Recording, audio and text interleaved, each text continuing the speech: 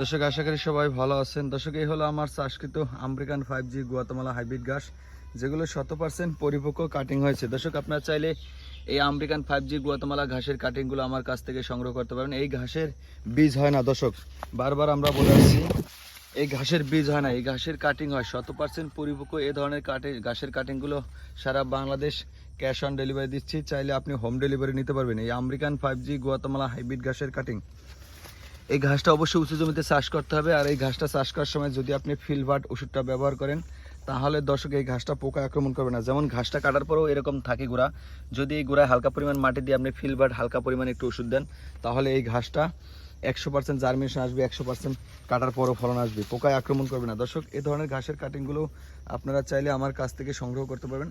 আমার পেজ বা এই চ্যানেলে গেলে ইতিপূর্বের অনেকগুলো ভিডিও দেওয়া আছে, সব বিস্তারিত শেয়ার করা আছে।